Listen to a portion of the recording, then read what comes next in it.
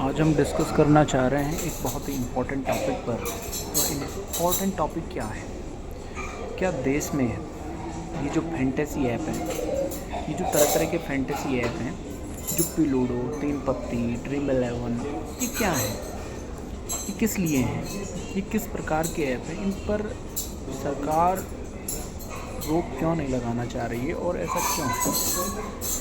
इसको विशेष तरीके से सोचने की आवश्यकता है कि भाई ऐसा क्यों हो रहा है बार बार इस तरीके से होने के बाद भी। कितने लोग, लाखों लोग इसके शिकार हो चुके हैं ठगी के।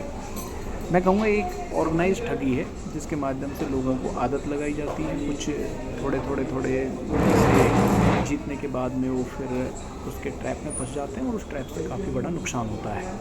तो हम ये देखेंगे, समझेंगे कि ये किस प्रकार से ट्रैप में आपको लेते हैं। सबसे पहले आपने किसी ऐप में 100 रुपये लगाए तो आपको 1000 रुपये जिताएगा। आप 1000 रुपये जीत के उनको वहीं पे स्पेंड करेंगे। आपको लगेगा कि मैं जीत सकता हूँ। आप एक रेंज पे जाएंगे, वहाँ से 2000 3000।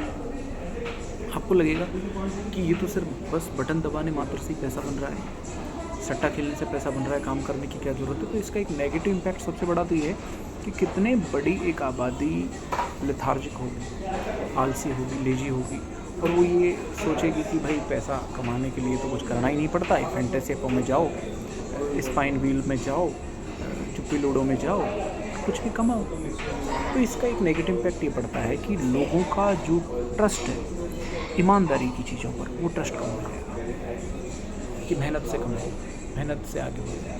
तो कहीं ना कहीं सबसे बड़ा तो इसका साइकोलॉजिकल नुकसान है। इसका साइकोलॉजिकल जो लॉस है वो सबसे बड़ा साइकोलॉजिकल लॉस है। उसके बाद में अगर हम इसमें लॉस देखें तो उसके बाद में फाइनेंशियल लॉस है, उसकी मेंटल हेल्थ को लॉस है, उसकी टोटल वेल बींग को डिस्ट्रॉय कर रहा है। मैं इसको सिर्फ एक फाइनेंशियल एस्पेक्ट से नहीं देखता, मैं कहता हूँ ये कम्प्लीटली ये काट रहा है, ये व्यक्ति के जीवन को काट रहा है। जस्ट लाइक उसको पूरा का तरीके से उसका हलाल कर रहा है, हर तरीके से उसका हलाल कर रहा है।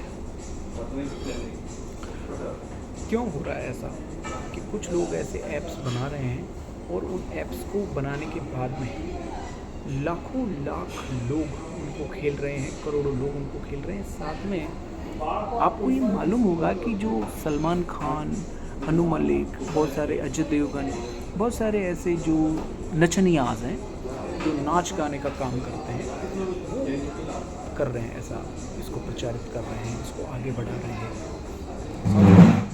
तो इस पर लगाम लगाने की आवश्यकता है, इसको रोकने की आवश्यकता है, इसको ज़्यादा से ज़्यादा स्टॉप करने की आवश्यकता है और लोगों में एक अवेयरनेस लाने की ज़रूरत है ताकि लोग इसकी विषय को समझ सकें कि भाई फैंटेसी ऐप चिड़ी चुगने जाती है, पूंछ पड़वाने नहीं जाती।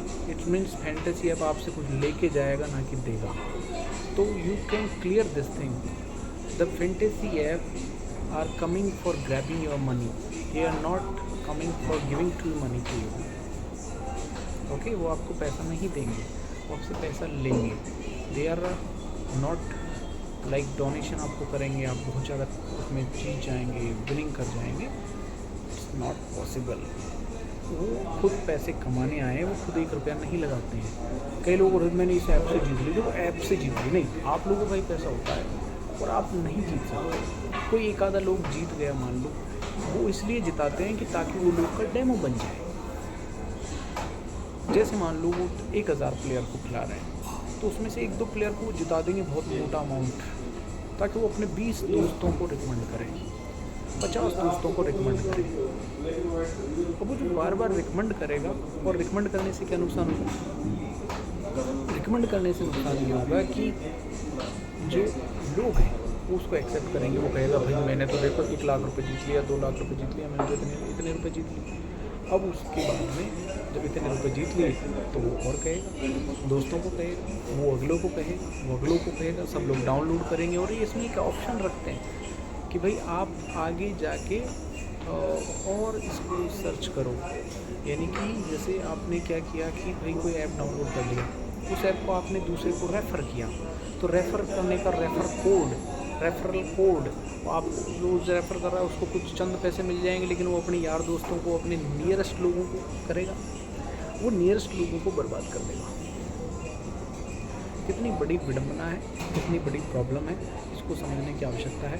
लाखों करोड़ों बच्चे, युवा, लाखों करोड़ों लोग इसमें ट्रैप हो रहे हैं, लूट रहे हैं और उनको नुकसान हो रहा है। समझने की आवश्यकता है कि हम इस जो त्रासदी है, जो ये एक बीमारी है, जो एक प्रॉब्लम है, इससे हम कैसे बाहर निकलें, ये हमें आवश्यकता है। इसकी आवश्यकता है कि हम इससे कैसे बाहर निकलेंगे, ये हमें सोचने की आवश्यकता है। मैं ये सोच रहा हूँ कि ये जो गवर्नमेंट है, ये जो है, ये इस तरह के एक्शंस लेगी, कुछ करेगी, लेकिन मैं आपको बताऊँ, सारी लॉबिंग होती है। लॉबिंग के माध्यम से पैसे जाते होंगे और वो इस तरह की gambling act, anti gambling act नहीं बना रहे। तो अब करने